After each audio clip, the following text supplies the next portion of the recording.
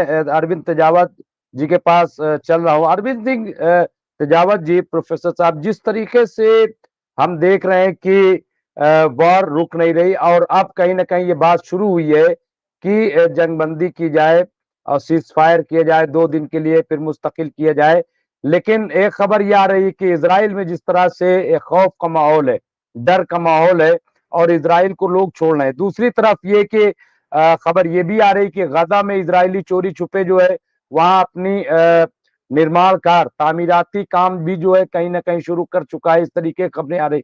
बहरहाल, तो इसको आप किस तरीके से देख रहे हैं? इसराइल की इस वक्त क्या स्टैंडिंग, क्या पोजीशन, खास तौर से जब उसने ईरान पर हमला किया और ईरान ने कहा कि हम इसका जवाब जरूर देंगे, जबकि हिजबुल्लाह और हमास से तो लड़ ही रहा है।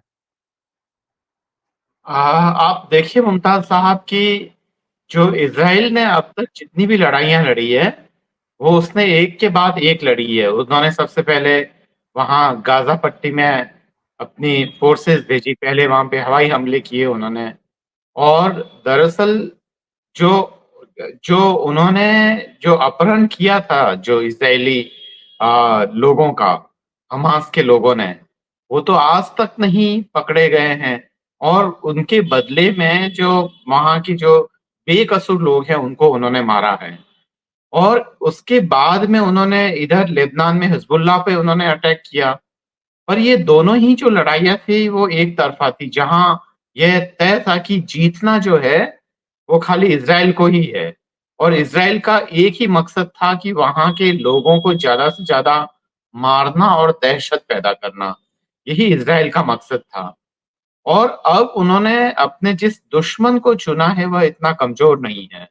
हाँ, वो भले ही बहुत सारी चीजों में और टेक्नोलॉजी के लेवल पर भले ही वह इजराइल का आधा हो, पर अगर यूं देखें तो बहुत सारी चीजों में वह इजराइल के कहीं कम भी नहीं बैठता है। तो इस बार जो उन्होंने अपने जिस कंपिटिटर को या अपने जिस दुश्मन को उन्होंने तैयार किया है वह इतना कमजोर नहीं है। और इजराइल भी कोई वो ईरान भी कोई बहुत ज्यादा जल्दबाजी में नहीं है कि वह तुरंत, वह भी सोच रहा है जैसे कि इजराइल ने प्लानिंग के साथ एक के बाद एक मास किलिंग्स की है ना। और अब तक कितने ही हजारों लोगों को मारा जा चुका है। 50,000 से ज्यादा लोग एकदम साफ साफ इस पूरे ही लड़ाई में मारे गए हैं। तो ये जो सारी जो बड़े लेवल पर जो मास किलिंग्स हुई है तो है। अब ईरान ईरान भी अपनी पूरी प्लानिंग के साथ में वहां आ रहा है और इसराइल इसी से घबराया हुआ है। और अभी थोड़े दिनों पहले ये थी कि वहां के जो तेल डिपो में आग लगी और उसके लिए जो लेबनान की जो मिसाइल्स वगैरह जो है उनको उन्होंने जिम्मेदार माना, वो सारी चीजें हैं।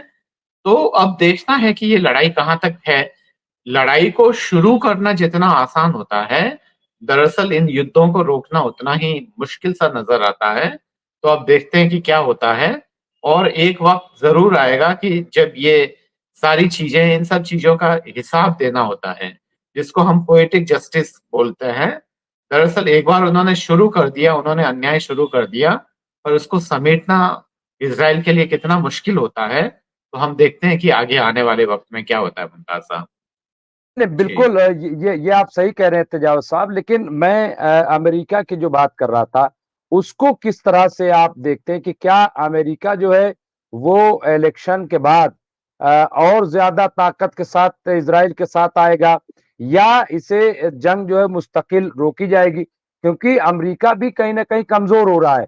वो मतलब कितना और यहाँ पे जिस तरीके की नई चीजें बन रही, ब्रिक्स में नई नई चीजें सामने आ रही हैं, तो और सऊदी को आप देखिए कि वो अब रूस से बहुत करीब हो रहा है। तो मतलब कैसे इस जो बदलते हालात में अमेरिका पहले खुद को संभालेगा कि जंग में कूद जाएगा? बिल्कुल मुमताज साहब, अभी थोड़े दिन पहले ही एक राष्ट्रीय टेलीविजन ने यही चीजें मुझसे पूछी थी। तो उनके एंकर ने पूछा था कि आप बताइए कि क्या अगर मान लो अमेरिका में सरकार का स्वरूप बदल जाता है तो वहां पे क्या होगा। आप बताइए कि क्या वो इजराइल में उनके पार्टिसिपेशन को लेकर किसी तरीके का फर्क आएगा। तो जो जवाब था वो काफी सटीक था और वो हमें सुनना चाहिए। जवाब ये था कि दरअसल अमेरिका का पॉलिटिकल सेटअप देखिए वह क्या है।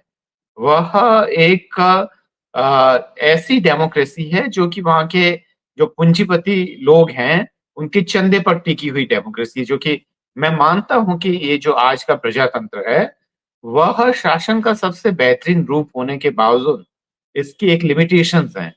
तो चाहे वो रिपब्लिकन्स हो, चाहे डेमोक्रेट्स हो, उन दोनों में से चाहे कोई भी आए, चंदा तो ये सारे ही लोग उन्हीं लोगों से ले रहे हैं जो वहाँ के पूंजीपति है। और उन पूंजीपतियों का हित इस चीज में है कि वह लड़ाई को जारी रखें। लड़ाई को जारी रखेंगे तभी उनके हथियार बिकेंगे।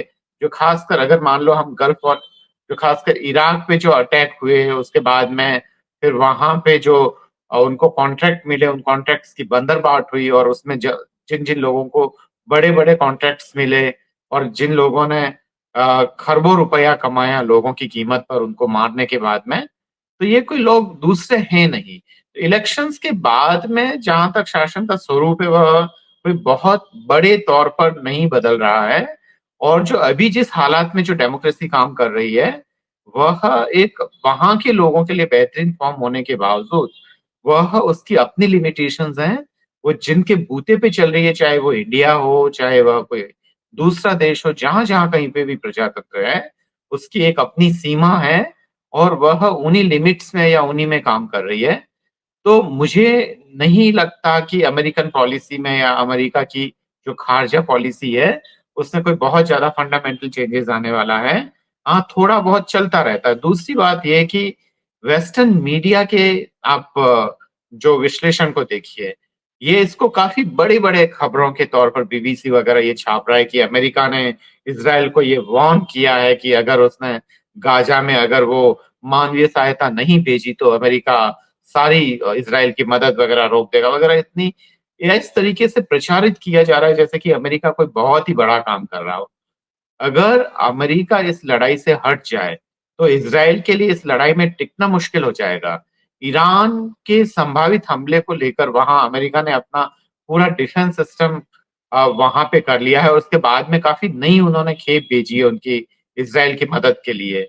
और जब ये वहां पे हमास का ये जो हुआ था, कार्रवाई हुई थी, और जब वो वहां से वो उनको लेके गए थे, और जो लोगों को जो बनाया था, ऑस्टेजेस बनाया था, तो ये सारी ही में अमेरिका ने उसके ठीक बाद में अपनी जो सैन्य ताकत है वो वहां पर भेज दी थी। और मैंने रुमान हाशमी साहब से भी ये अर्ज किया था पिछली बार में कि ये जो जितने भी ये जो अमेरिका की जो फोर्सेस वगैरह आ रही है, अगर उनका पूरा अगर स्वरूप देखे तो वो वहां के लोग नहीं है। वो उनमें से जो इन अमेरिकन फोर्सेस में एक काफी बड़ी तादाद उन लोगों की है जो बाद में उन्हें अमेरिकन सिटीजनशिप दी गई है, और उनको वहां की आर्मी में भर्ती किया गया है।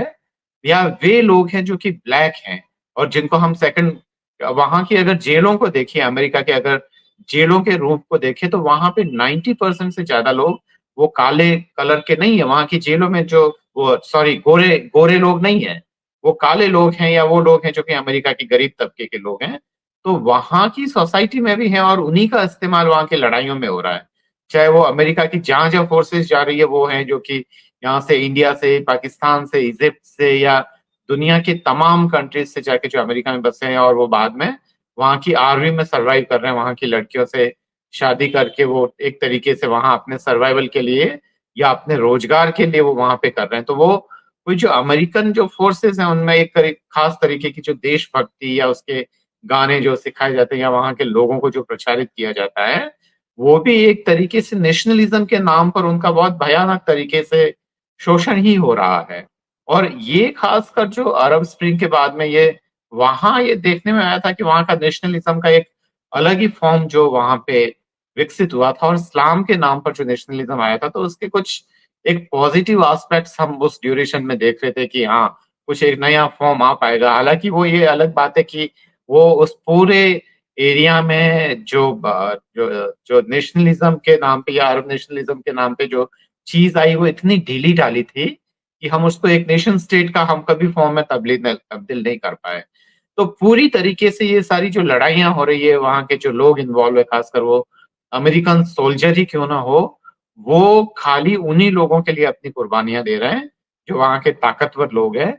और मीडिया भी उन्हीं तरीके से काम कर रहा है, उन्हीं के हिसाब से कर रहा है। तो कहीं पर भी यह उम्मीद करना कि वो कुछ जस्टिस करेंगे या उसके फेवर में अपना कहीं कोई स्टैंड लेंगे, मुझे अभी तो मुश्किल नहीं लगता है। हालांकि ये पॉसिबल है कि आगे आने वाले 50-100 वर्षों में कहीं ना कहीं डेमोक्रेसी का ये फॉर्म बदले। हम देख रहे हैं कि बहुत सारी जगहों पे बहुत बड़े बड़े विद्रोह हो रहे हैं। श्रीलंका में हमने देखा, बांग्लादेश में देखा, भारत में भी बहुत सारे किसान विद्रोह वगैरह बहुत सारी चीजें हैं, वो एक एक करके अपना फॉर्म ले रही है। पर अभी तक कोई इतना बड़ा किसी भी दुनिया के किसी भी हिस्से में नहीं हुआ है जैसा कि 20th सेंचुरी के बिगिनिंग में या वहां पे देखने को मिल रहा था। तो आगे देखते हैं कि डेमोक्रेसी ये कहाँ करवट लेती है और आगे का फॉर्म क्या होता है। तेजावत साहब, ये हौती को लोग नजरअंदाज कर रहे हैं, लेकिन हौती जो है इस बीच में, जब ईरान से इजराइल लड़ रहा है, जब हिजबुल्लाह से लड़ रहा है, हमास से, हौती अपने आप को बहुत स्ट्रांग कर रहा है। और हौती जो है बहुत पावरफुल, क्योंकि आप देखिए रेड सी को पिछले 12 महीने से उसने बंद कर रखा है और पूरा यूरोप लग गया, उसको खुला नहीं सके। और 20 लाख की उन्होंने कह रखा, 20 लाख की हमारे पास आर्मी है। मतलब इतनी बड़ी ताकत को आप कैसे देखते हैं? क्या ये मतलब इसके बावजूद क्या ये ख्वाब जो है वाकई शर्मिंदा ताबीर हो पाएगा इजराइल का, कि वहां गाजा में ये जाएंगे बफर जोन बना के और आराम से रहने लगेंगे, नई बस्ती बन जाएगी? थोड़ा सा बस। आ, मुमताज साहब, ये एक ऐसी लड़ाई है जो बरसों बरसों तक चलने वाली है। और एक तरीके से जब तक ये लोग अपना वहां पे उल्लू सीधा करना बंद नहीं करेंगे, उस एरिया में वो जो उनके जो व्यापारिक हितों को जब तक ये नहीं छोड़ेंगे और इंसानियत के साथ में ये लोग खड़े नहीं होंगे, तब तक मुझे लगता है कि ये लड़ाई चलती रहेगी। ये उसके बाद में हम देखते हैं कि शुरुआत में जो लड़ाई जितने कम लेवल पर हो रही थी, जब वहां पे पीएलओ और इसराइल के बीच में जो थे छोटी मोटी लड़ाइयां थी, और पर वो इतना बड़े लेवल पे जो लोगों का जो कत्ल हो रहे थे वो नहीं थे। वो हालांकि वो जो 1994 में उन्होंने 96 में जो 20,000 लोग मरे, 84 में जो लड़ाइयां हुई, वो सारी लड़ाइयों को करें तो उन्होंने एक तरफा इसराइल में खाली लोगों को मारने का ही काम किया था। और उसके बाद आप देखिए कि क्या वो लड़ाइयां कम हो गई, उसके बाद में वो और ज्यादा बढ़ी है। हमास, हिजबुल्लाह, हौती, एक के बाद में एक। और भी अगर आगे आने वाले टाइम में अगर ये इजराइल ये सोचता है कि उसने अपने सारे ही दुश्मनों को मार दिया है और वह कर रहा है, तो ये ऐसा है नहीं। क्योंकि ये लड़ाई तब तक चलती रहेगी जब तक जुल्म होगा, और जब तक जुल्म होगा मुझे लगता है कि उसके खिलाफ ही बोलेंगे लोग और वह उसका प्रोटेस्ट भी करेंगे, तो ये चलता रहेगा। तो है इसके बाद में ये, तो जब तक वो एक इंसानियत के हक में नहीं आएंगे और जब तक वह नहीं होगा, मुझे लगता है कि तब तक ये चलता रहेगा। इसका कोई अंत नहीं है। और यहाँ पे साफ साफ है कि वो लोग क्या है, वो वहां पर अपने खास एक फायदे के लिए, अपने जो हम उनको कहे कि अपने जो हितों के लिए, केवल कुछ चंद लोगों के फायदे के लिए ये लोग वहां पर हैं, और ताकि वहां के वो रिसोर्सेज का इस्तेमाल कर सके और अपने लिए वो मैक्सिमम लग्जरी इकट्ठी कर सके। क्योंकि अगर यहाँ से ये पेट्रोलियम वगैरह ये सब अगर गल्फ से नहीं आएगा, तो लॉस एंजल्स में उनके जो कैसीनो में जो इतना जो हंगामा होता है, वहां पे लोग जो उनका पूरा जो एक तरीके से जो जो अय्याशी वाला जो उन्होंने एक कल्चर डेवलप किया है, वह कैसे होगा? तो ये दरअसल जो पूरा जो वहां का अमेरिकन कल्चर है या पूरा तरीके से यूरो अमेरिकन कल्चर है, उसका जो बेस है वह इसी पे टिका हुआ है, लोगों की मर्डर पे, वहां से रिसोर्सेज के कब्जों पे टिका हुआ है।